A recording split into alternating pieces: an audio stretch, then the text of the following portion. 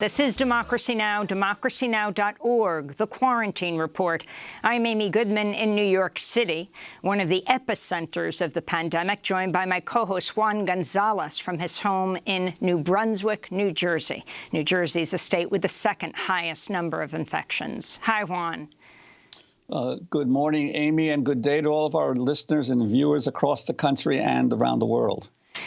Well, we begin today's show with Brazil, where the coronavirus is rapidly spreading with nearly 400,000 confirmed cases and almost 23,500 deaths, making Brazil's outbreak the second worst in the world after the United States. On Monday, Brazil's daily death toll surpassed the U.S. for the first time, with 807 deaths in 24 hours. President Trump has suspended travel from Brazil to the United States effective today, just before midnight. Despite this, right-wing President Jair Bolsonaro has continued to dismiss the severity of the virus. He's called it a little flu and spoke out against lockdowns imposed by governors and mayors. Two health ministers have left his cabinet in recent weeks over disagreements over the handling of the pandemic. On Sunday, just as Brazil became the #2 hotspot for COVID-19 in the world, Bolsonaro greeted anti-lockdown protesters outside the presidential palace. He wore and then removed a face mask as he mixed with his supporters. Are you ready? We are in Brasilia now to join a spontaneous demonstration of the people for democracy, for freedom. The people who really want Brazil to move forward. Freedom above all else. This comes as the spread of coronavirus is devastating Brazil's indigenous population, who are dying at double the rate of the rest of the population of Brazil, according to advocates. The Articulation of Indigenous Peoples of Brazil says there have been at least 980 confirmed cases and 125 deaths of indigenous people, indicating a mortality rate of 12.6% compared to 6.4% nationally. The city of Manaus in Brazil's Amazon region has been hard hit by the virus with nearly 1,200 deaths. Last week, the mayor of Manaus accused the government of Jair Bolsonaro of intentionally allowing indigenous communities to die of COVID-19. Eu temo genocídio. I fear genocide, and I want to denounce this to the whole world. We have here a government that does not care about the lives of indigenous people. It is a crime against humanity that is being practiced here in my state, here in my region. Well, for more, we go to Paris, France, where we're joined by the world-renowned Brazilian photojournalist Sebastio Salgado. He's also warned that the indigenous peoples in the Amazon face genocide if the Brazilian government does not take steps to protect them from the coronavirus outbreak. Earlier this month, Sebastio Salgado wrote an open letter to President Bolsonaro warning that the pandemic represents an extreme threat to their very survival. The petition has gathered nearly 300,000 signatures.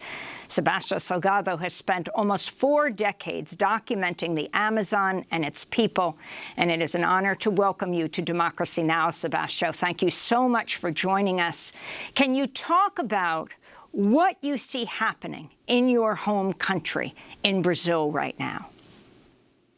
Well, Brazil now is living a very difficult moment. We have a central power held by President Bolsonaro that is not acting in the normal way that every country acts around the world to handle the coronavirus. And we have the governors of the states, the mayors of the big cities that are taking care, putting people in quarantine, and Mr. Bolsonaro is working in the opposite way. And that's creating an amazing destabilization of the country. I am very concerned with the Indian community, mostly the Amazonia. I just finished a bond of work where I spent 7 years in Amazonia. And these Indians have no immunological protection against the diseases that come out of the forest. The government knows this. Everyone knows this. And we are not taking care. We must take care to protect these Indians. The contrary will be real a genocide.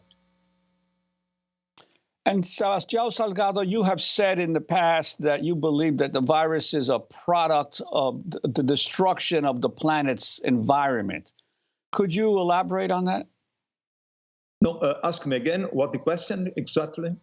That in the past you have said that the coronavirus pandemic is in part a product of the destruction of the environment around the planet. Well, you see, we are destroying every portion of the ecosystem, protectors of this planet. And we are putting the diseases that will be possible to stay inside of this protected environment out of the environments. And that's a very difficult moment that we are living. Probably what is happening now in all the planets around the world bring us to mind more about environment, to come back to our planet, to protect what we have the pristine, and to see how we can rebuild the ecosystem in order that we can live in peace with our planet, is what happens everywhere around the world. Let me ask you, I wanted to turn to the chief of Tres Unidos. It's an indigenous village in Brazil's Amazon rainforest that I'm sure you know well, where the coronavirus infected people despite a lockdown to all outside visitors. At least 16 of the village's 106 people have tested positive for COVID-19. The virus likely came up the Rio Negro River from Manaus, which is 5 hours away. This is the village chief, Aldemir da Silva. This virus is treacherous. It came quietly, as if carried on the wind. We started getting ill and thought it was a bad cold, but people got worse even after taking medicine made at home and taking antibiotics and anti-inflammatory medicine. We managed to treat the illness in a careful way. If you could talk, Sebastio Salgado, about how the indigenous people are now dealing and how the government is dealing with them. I mean, you have this battle going on in Manaus with the mayor calling the president stupid. If you can talk about the history of the way indigenous people are dealt with in the Amazon. You see, when Brazil was discovered, today the scientists can calculate that the population of Brazilian Amazonian ecosystem, we had about 5 million people living there. With the diseases come from outside, a lot of Indians disappear. Today, we have just a little bit more than 300,000 Indians living in Amazonia. A lot of them are close to the cities as Manaus, as Barcelos, São Gabriel, as you said. These Indians are contacted after a long time, and they have more anticorpus. They are more adapted for the world, urban world. But one very big portion of the Brazilian tribes are quite isolated tribes. You see, only Brazilian Amazonians who have a little bit more than 100 groups that we are never contacted. They are completely isolated, the Indians. And the diseases coming inside of Amazonia can hit it then. You see, what is happening now, the danger is that Mr. Bolsonaro took all the filters to protect the ecosystem, eliminating all the institutions, weakening the institutions that protected the Amazonas ecosystem. And he took out most of the budget of the National Foundation of the Indians. And what happens, after a while, the Amazonian protected land of the Indian territory started to be invaded by loggers, by gold diggers, by religious groups. Only in Yanomami territory in Amazonia, we have today, in this moment that we're speaking, more than 22,000 gold diggers that are invading the territory. And these people are carrying the disease inside. What we apply with this letter to the president of Brazil is to stop, to push out these invaders, to create a kind of a barrier, sanitary barrier. People come inside the Indian territory in order to protect these tribes. The contrary, we lose them. They will disappear. They have no anticorpus, antibody to protect themselves against this disease. And Sebastio Salgado, what does it mean to have a president like Jair Bolsonaro who basically ridicules science, doesn't pay attention to his own public health officials? Very similar to some of the stuff that's happening here in the United States with President Trump, but even worse. What does it mean not only for the Amazon and the indigenous population, but for all Brazilians? You see, the big problem with President Bolsonaro, that he is destroying the Brazilian institutions. Brazil had very good institutions, cultural, health institutions, the protection of Indian territory. He's extremist, rightist president. He's destroying these institutions. He's trying to make the Indigenous that live in their territory, that are hunters, that are gatherers, they wanted to transform them in peasants. It's incredible. It's incompatible. And he's no respecting all these territories protected by law. And that is happening at every level of the Brazilian society. We are living a very difficult moment in Brazil. I'm wondering if you could talk, Sebastio Salgado, on the attacks on the truth, both from the president of Brazil, Jair Bolsonaro, who is a very close ally of the president of the United States, President Trump. Both of them diminished to the end this coronavirus. The president of Brazil, of course, calling it a little flu. President Trump saying it would come to nothing, 15 cases and then 0, as opposed to what so many of the scientific advisors around him were telling him. Now, you are famous in your work for photographing, documenting the truth of people on the ground all over the world, particularly workers, indigenous people. Your famous book, Migrations, Humanity and Transition, Workers and Archaeology of the Industrial Age, Gold, and Terra Struggle, the struggle of the landless. Can you talk about this phenomenon that we see, if you can call lies that, the thousands of lies told by these men that clearly take lives, and particularly of the most vulnerable? You see, we have countries. We will have a very poor population. Countries with more populated than Brazil, than the United States, if you take India, if you take Indonesia. These countries, they take care of the population.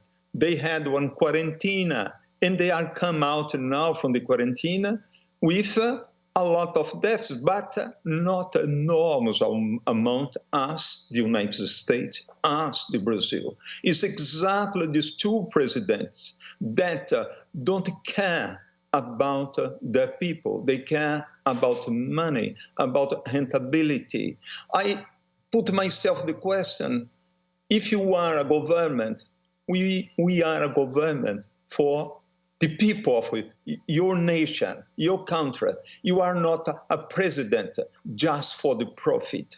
And that is the big problem happens in this moment. The United States has the biggest number of deaf people in the world by coronavirus. You are just today crossed 100,000 deaths in the United States. In Brazil, because the figures are not good. We're telling that you have more than 20,000, just more than 20,000 people, because the ones that die inside the hospitals, that we can identify that they die by coronavirus. But the people that die in the slums, the people that are in very poor areas, we don't know of about they are dying. The scientists in Brazil calculated that we must have minimum 9 times more cases and deaths in Brazil than just the official figures that is present.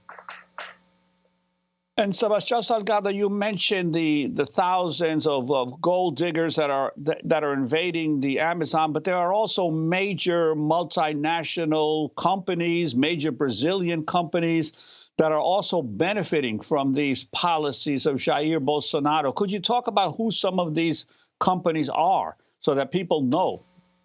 Well, the companies, yes, but you see, Bolsonaro was elected by the agro-business in Brazil and by the sectarian religious groups. And he's open the Amazonian territory, most for farmers, for loggers, for gold diggers. You see, we spoke a lot last year about the fires in Amazonia in last July, August.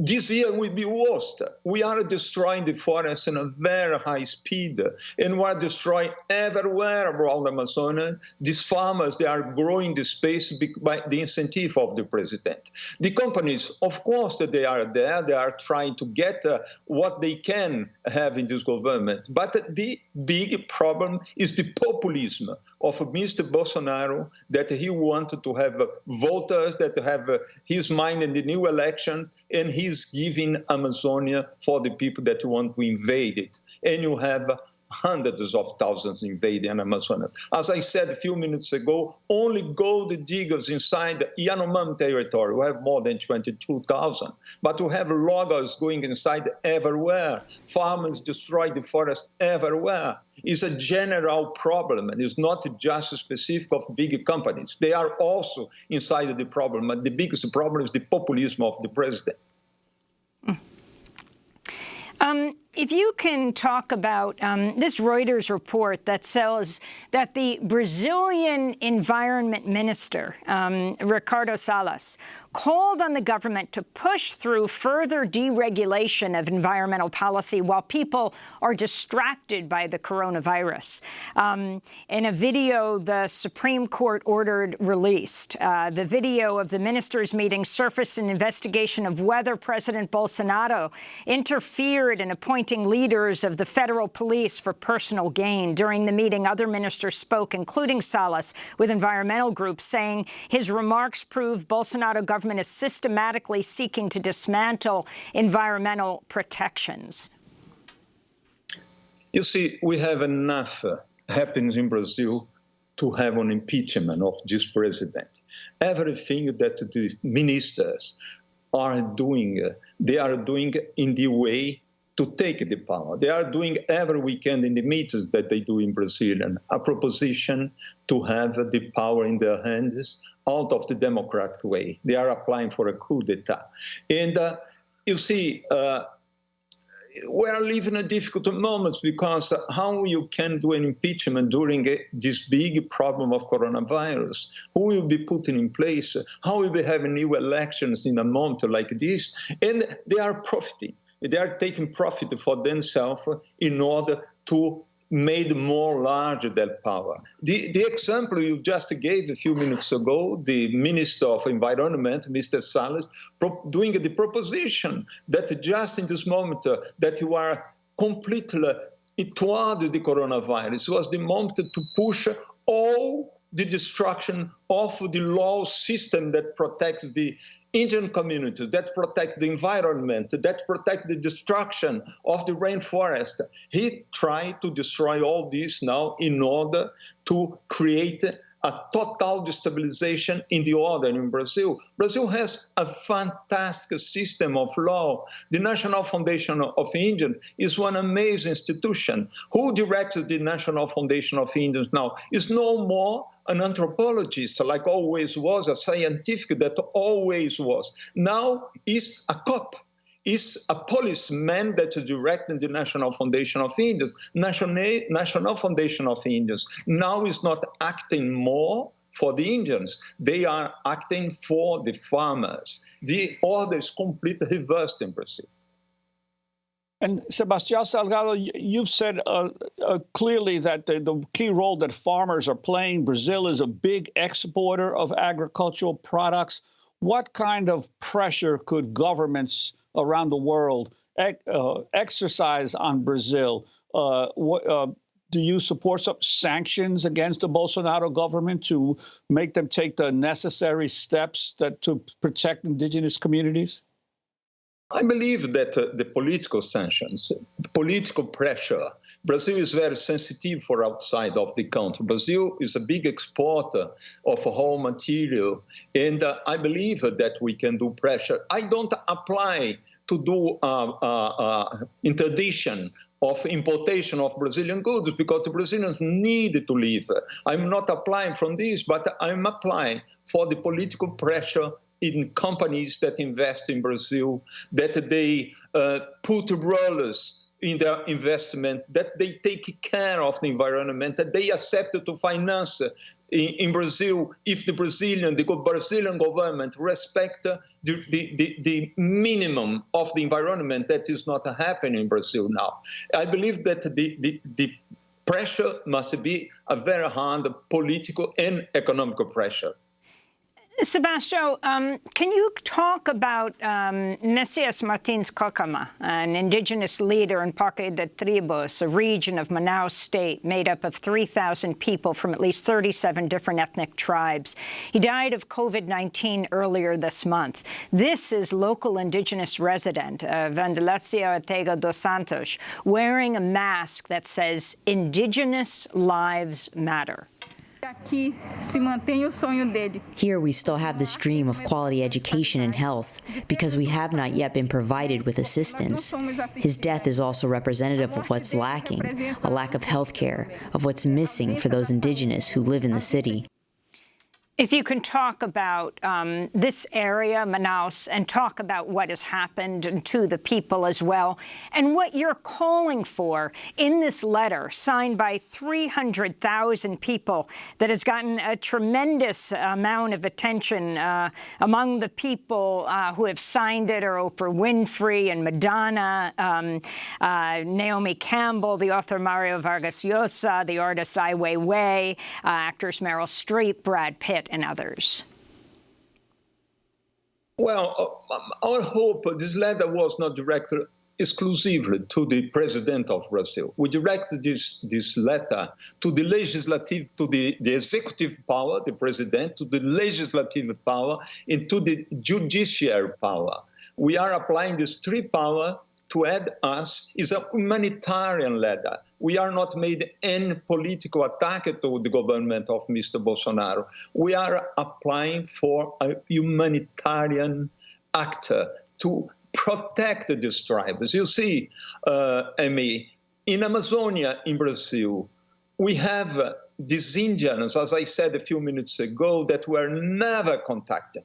These Indians are the prehistory of the humanity. We are a species that are living with the prehistory of, we are living with our past inside Amazonia, and we are in total danger to lose all this population now. And the coronavirus multiply very fast. If they go inside these communities are linked one to each other.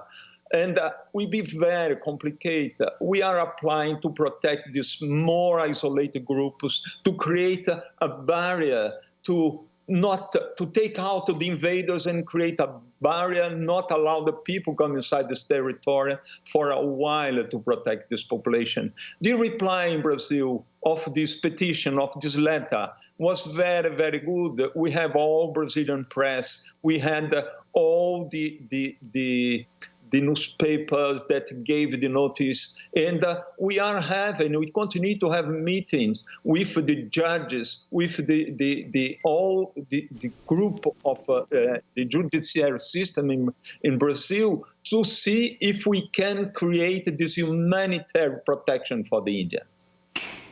Finally, Sebastio, if you could comment more broadly on the future of Brazil. You fled Brazil in 1969. You fled the military dictatorship there. You went to Paris. If you can talk about the future of Brazil and also your own time now, just like we here are sheltering in place in the United States, you have too. I last saw you years ago when we had this amazing conversation in New Mexico, a public conversation with Eduardo Galeano as well, you may remember. And you were talking about your son then, but you're living with your son with Down syndrome. You've written about that as well. It's a lot of questions there, the future of Brazil to what you're doing now. You see, Amy, Brazil, when I was a child in Brazil, we had more than 90% of Brazilian population that were rural population. Now we must be more than 90% urban population. In few decades, 4, 5, 6 decades maximum, we made what you in the United States, the European made 300, 400 years to urbanize. And we have a lot of problems that were linked to this massive movement of population toward of the urban sector in Brazil. We had a dictatorship in Brazil. Today, we have a democratic system, and we are in evolution. It's not easy, the things happen in Brazil. We are one of the biggest countries in the world. We are the 5th population in the world. We are the 5th biggest country in the world. Brazil is an important country. And I have a big hope that the disaster that we are living now with Mr. Bolsonaro is just temporary. That this is just a step in our evolution, that we can become a real equilibrate socially in the economic country. And finally, you're living in Paris right now, sheltering in place like we are, and you spending more time with your son. Yes, I live here. We came to Paris, as you said, in 1969. I came here in this time. I was an economist. I came here to prepare a PhD in economics. And we stay here during the dictatorship, and we have a Down syndrome child that's born here, that grows here, and I became a photographer here. I travel all over the world. We work a lot in Brazil. The farm of my parents, we transform in a national park. This farm, the rainforest was completely destroyed. With Lélia, my wife, we replanted this forest. We planted now more to 2,700,000 trees. We create one of the biggest environmental institutions in Brazil. And we keep working, we keep going in Brazil. I'm living part in France because my professional photographer, I developed it here, but I keep working environment in Brazil. We are in Brazil all the time. We want to thank you so much for being with us, Sebastio Salgado, world-renowned Brazilian photojournalist who has spent almost 4 decades documenting the Amazon and the people who live there. Salgado has been a UNICEF Goodwill Ambassador since 2001, has traveled to more than 100 countries for his photojournalism, some of which has been compiled in his books, including Migrations, Humanity in Transition, and Workers and Archaeology of the Industrial Age, Gold, and Terra, Struggle of the Landless. We will also link to that conversation that we had together back in 2000 in New Mexico, a conversation I had with Sebastio Salgado and Eduardo Galeano, the great Uruguayan writer who has since passed. This is Democracy Now! When we come back, we go to New Zealand as the U.S. deals with the greatest catastrophe in history. We look back at one of the earliest lockdowns that has largely succeeded in eliminating the coronavirus. It happened in New Zealand under the leadership of Prime Minister Jacinda Ardern. Stay with us.